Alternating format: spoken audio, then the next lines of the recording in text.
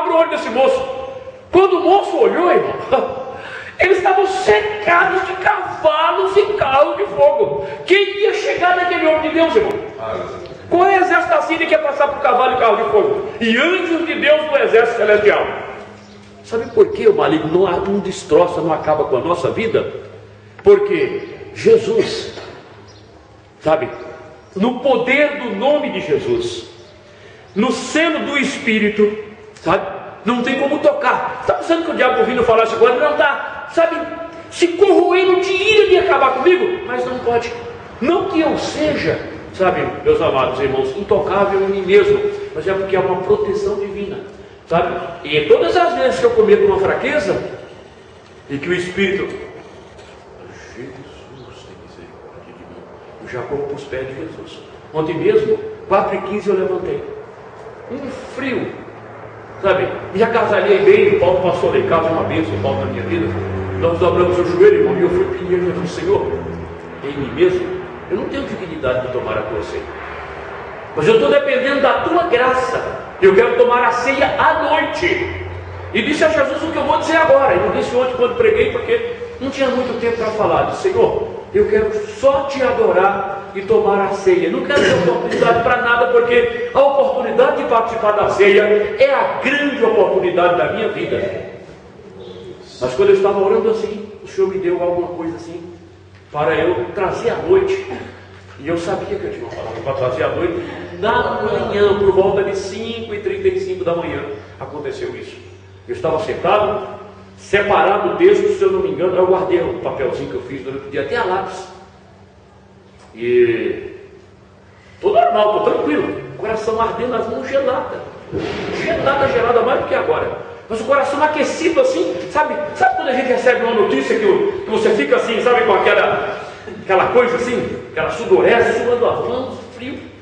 Aí o pastor citou perto de mim e falou: o senhor vai pregar. Eu falei: bem, eu não sabia disso. Eu falei para ele que eu sabia disso. Agora, tudo foi por causa da graça. Ou você acha que eu tenho alguma condição de fazer alguma coisa? Percebeu agora, Geraldo? Ficou claro? Então a gente precisa tomar cuidado para não antecipar. Agora, meus amados irmãos, muita coisa boa, né? Mas isso está praticamente uma aula de teologia. Não dá uma escola dominical. E eu não fiz a introdução. Eu não entrei na lição, mas eu já fiz. Eu já fui longe da lição. Mas deixa para não ficarmos sem o comentário do autor. Porque na realidade tudo isso veio porque um autor tratou sobre a morte para o verdadeiro cristão. A morte, em outras palavras, seria: que conceito verdadeiro cristão tem na morte? Qual a expectativa o verdadeiro cristão tem na morte? Medo, todos temos. Mas o que acontecerá depois da morte? O autor quer responder isso. Como aqui é difícil, eu não posso deixar senão seca, e depois nem eu consigo escrever. Deixa eu só apagar aqui. Eu terminei não falando, irmãos, não concluído, mas os irmãos entenderam: vida eterna, possessão presente. Quando vem a morte, separa a alma e o espírito continua tendo vida eterna. Precisa só do corpo da ressurreição para a imortalidade com Deus, tá certo? Ou para continuar agora na segunda ressurreição, que é a ressurreição da morte, que é a da condenação. Então, a imortalidade no sentido de vida eterna com Cristo e de vida eterna sem Cristo. O senhor chegou perto, o senhor chegou nesse ponto aí. Tá? Só que o ímpio, ele não tem a vida de Cristo. Por quê? São duas naturezas. A natureza do Adão foi contaminada com o diabo, então ela tornou-se a natureza de Satanás. Cristo, o último Adão, quem nasce de novo, recebe a natureza de Cristo. Então, esta vida eterna e imortalidade com Deus. Aquela vida não eterna, no sentido de viver e desfrutar. Mas imagine, no Apocalipse 20:14, o inferno e a morte, o Hades e a morte, serão lançados no lago de fogo. Correto? Por consequência disso, as pessoas que ressuscitaram na segunda ressurreição também viverão a imortalidade, porém sem Deus recebendo a retribuição, o salário. Muito obrigado. A consequência do pecado. Você entendeu? Então haverá imortalidade do outro lado. Só que ela é futura. Eu queria mostrar vida eterna, possessão presente, imortalidade, consequência sucessão futura. Tá certo? No caso dos que esperam em Cristo a partir do arrebatamento. Agora, meus amados irmãos, uma lição como essa, a gente entrar nela direto. Mas agora ficou mais fácil de entender, não ficou?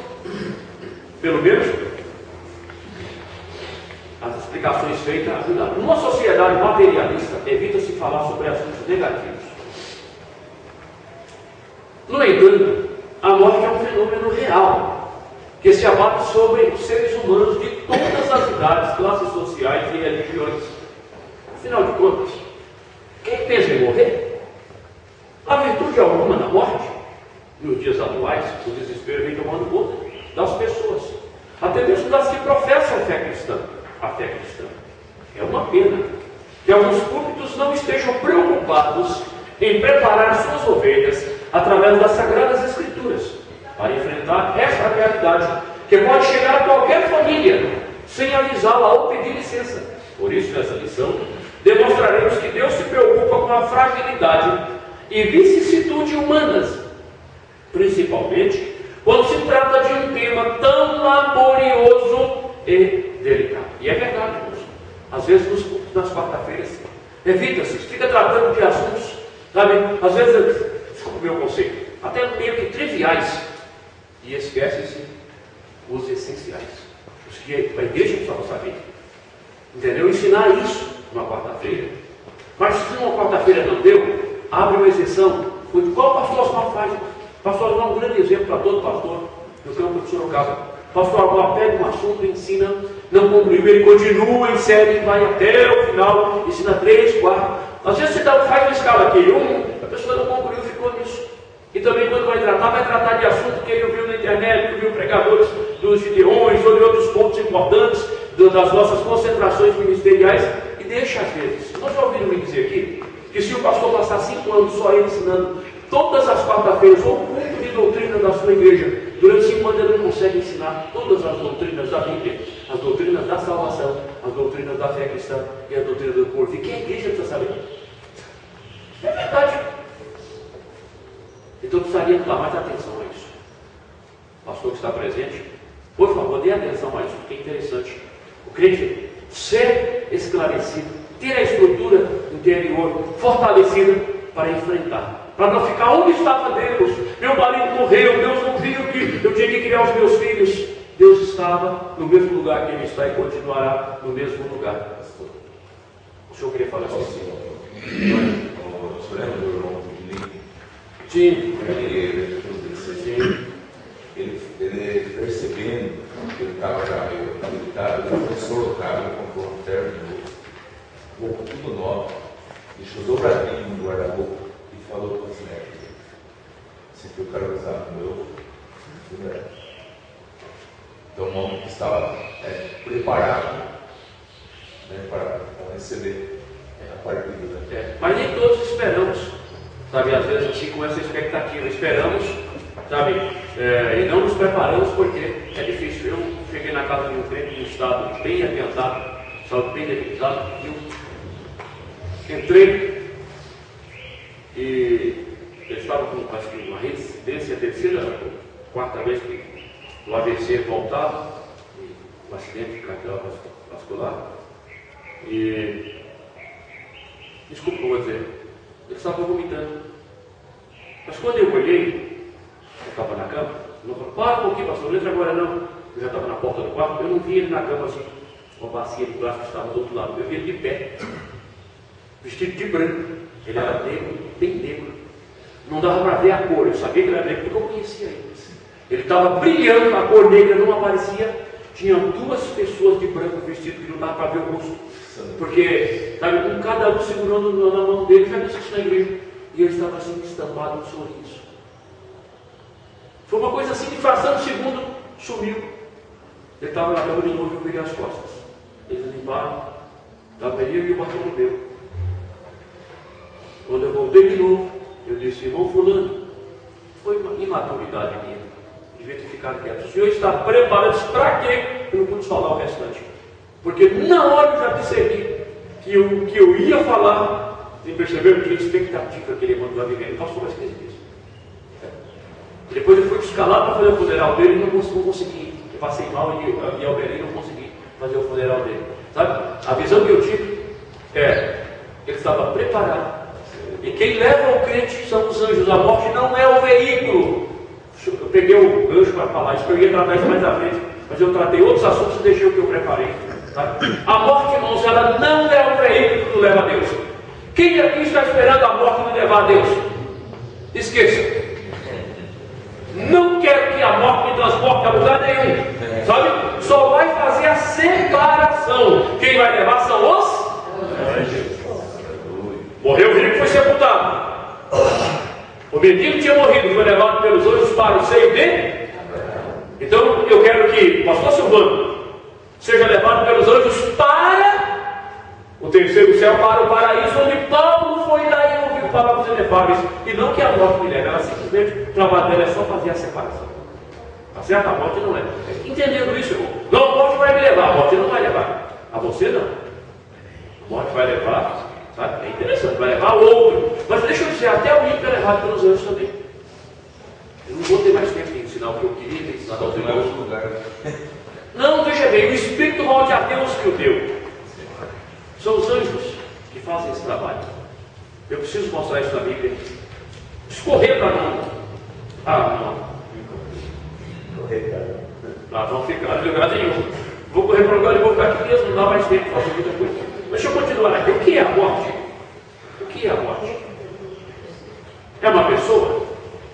A Bíblia diz, a morte foi lançada no Hades. Não, irmãos, ali é uma personificação. A morte é um estado. A morte entrou na experiência humana. Deu de novo, irmão. Acabou de apagar o trabalho. Mas a morte entrou na experiência humana, irmãos, com três aspectos. A morte como um ato. A morte como um agente. Pelo menos nesse sentido aqui, a aula está sendo rica, os irmãos estão tendo muitos detalhes, né? E a morte como um estado. Percebe? A morte como um ato, é um ato físico. Por causa da desobediência. O dia que comer, ele certamente morrerá. Mas eu pergunto, Adão morreu fisicamente? Continuou vivendo. Então a morte entrou como um agente. A morte espiritual. Percebeu? Nesse aspecto, olha o que o apóstolo Paulo disse. Eu disse, e eu cheguei no verso 54, quando eu estava tentando explicar vida eterna e imortalidade. Eu parei no 53. E quando isso que é mortal se revestir da quando isso que é corruptível se revestir da incorruptibilidade, leitura bíblica em classe. E isso que é mortal se revestir da imortalidade, então cumprir-se-á a palavra que está escrita: tragada foi a morte na vitória. Então a morte física como um ato, a morte espiritual como, por causa do pecado, como agente, e a morte perpetuada pela morte física como um estado. Porque depois do juízo, o sujeito vai estar num estado eterno de morte, ou seja, no estado de separação com Deus. Aqui separa, tá? Alma, X corpo, tá? Aqui espírito e alma separados de Deus, necessitando da salvação, tá? Aqui espírito, alma, é espírito mais alma, mais corpo, no lago de fogo. Portanto, depois do juízo, separado de Deus. O homem total no estado de morte. Percebeu? Aqui o homem está separado, vivo. Tem muita gente morta assim. Está andando, comprando, vendendo, trabalhando. Espírito e alma estão mortos por causa do pecado. Correto? Agora aqui não. Aqui é o homem que ressuscitou a ressurreição da morte. Então, todas essas explicações, vou apagar, a gente não tem que levantar, já estou aqui. Já escreveu?